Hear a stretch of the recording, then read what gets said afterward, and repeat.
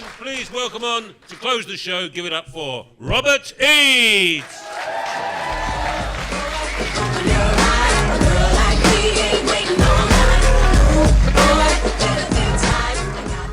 Hello everyone, how are we all doing? Yeah? A few of you doing good, that's nice. My name's Rob, and before we go any further, I just want to make you all aware that I know I'm wearing 2 watches. Now, I know what you're thinking, wanker. But, not only do I know that it's currently 5:37, I'm not very good at reading that much, but I also know that it's June the 17th, my heart is currently beating at 107 beats per minute, and I've done 20,618 steps today. Yeah, thank you very much. So, who's the wanker now, eh? Yeah.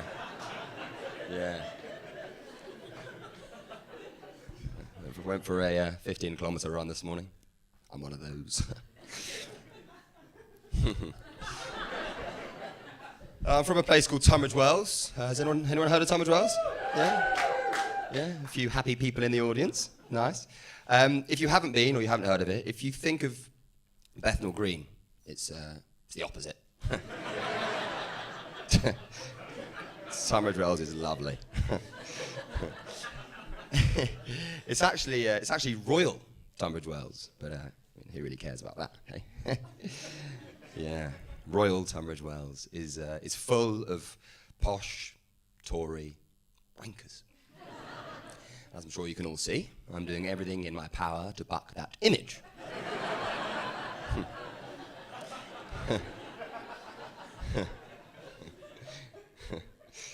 Yeah, it wasn't always easy. My childhood was actually quite difficult. You don't believe me? Well, it was.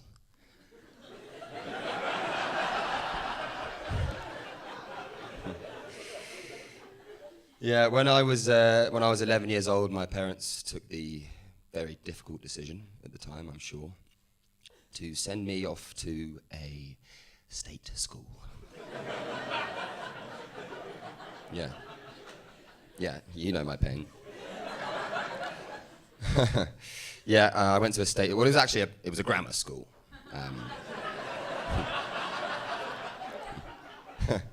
All boys, right through till 18.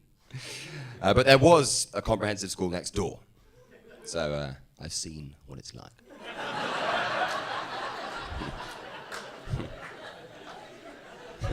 It's dark, really. Poor kids, fucking hell. Yeah, it wasn't all bad. And I don't really like talking about it because that's what my therapist's for. So. It wasn't all bad. I was lucky enough to have a gap year. Yeah. A few shocked faces in the crowd. Yeah, I had a gap year. I went away with my best friend Charles.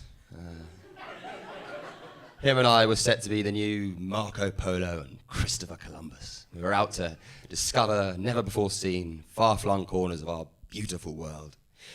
So we decided we'd start in a remote island in Southeast Asia. Most of you probably don't know, to be honest. It's called Thailand.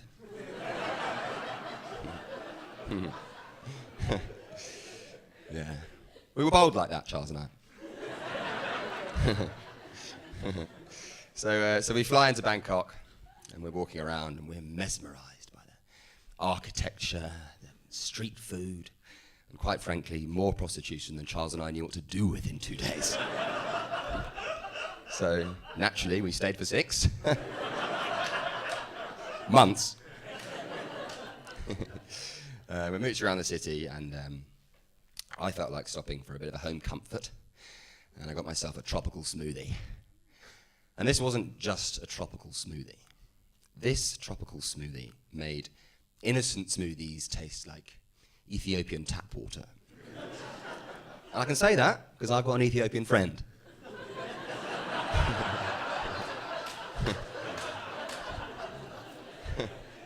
He's not actually been, but I think his grandparents are from there or something. I don't know.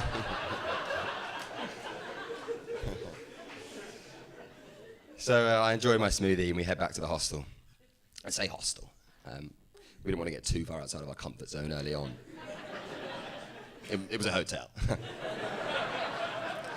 It was the most expensive hotel in Bangkok.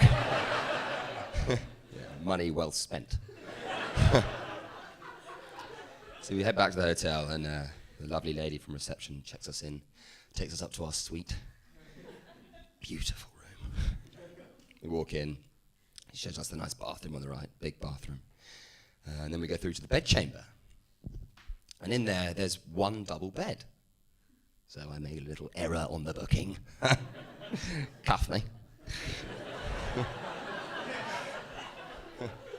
Now, I don't know whether it was the excitement of a night with Charles in the double bed or the tropical smoothie, but my tummy at this point sounded like Boris Johnson on the Andrew Marr show. Something like this. Well,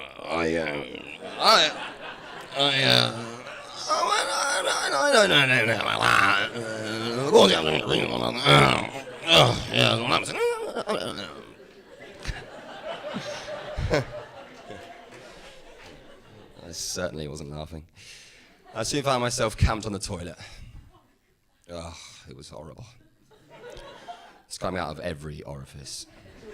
It's like trying to transport water in a sieve.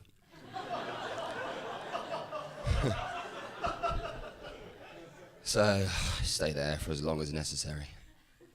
Eventually, I do what any self-respecting man would do. Stand up, brush my teeth, get into the fetal position in the shower, and wanked. A lot of boys clapping in the room there. Yeah, I wanked for ages. Yeah, God, it was horrible. And eventually I picked myself up. I didn't actually finish. Picked myself up, crept back into bed with Charles. Snuggled in with him. He pushed me away.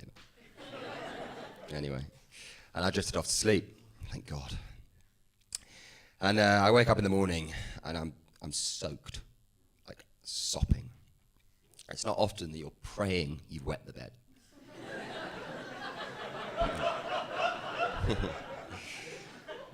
Yeah, my prayers went unanswered. I got out of bed, looked at the sheets. It looked like someone had poured a bucket of rusty bathwater over me in the night. Shit everywhere. Charles is gagging. Oh no, sorry, that was a different night. That's a different night.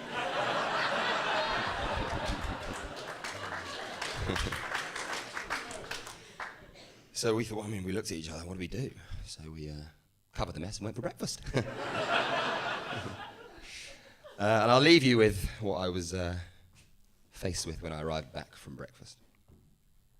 So we had breakfast, pad thai or some bollocks, I don't know.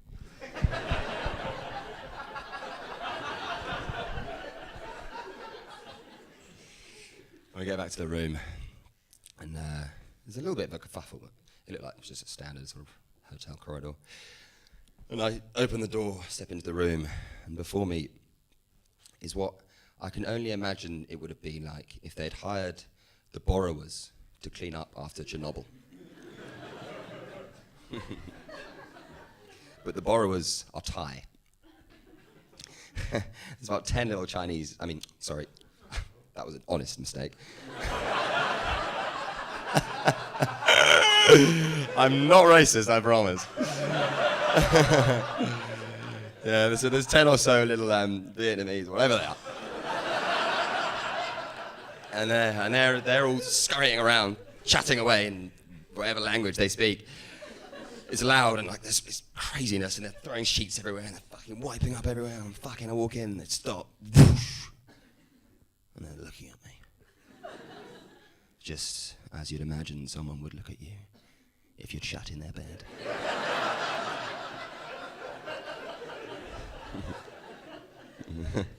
They weren't best pleased. And they're staring up at me. And I'm looking down at them.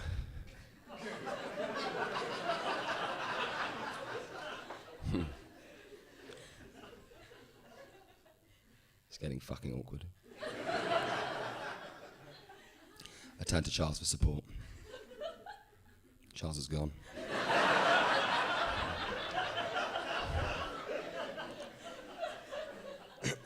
So I did what I always do when I'm faced with a difficult challenge abroad.